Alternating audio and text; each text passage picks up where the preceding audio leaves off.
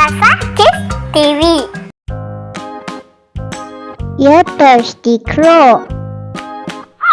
Once upon a time, there was a crow. He was very thirsty. He flew here and there in search of water. He saw pot in the garden. There was little water in it. He could not drink it. He thought of a plan. He put some stones into it. The water rose up.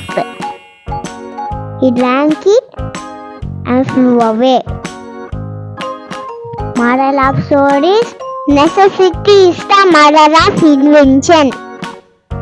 உங்களுக்கு இந்த video பிடிச்சிருந்துச்சுன்னா like பண்ணுங்க, share பண்ணுங்க, subscribe பண்ணுங்க.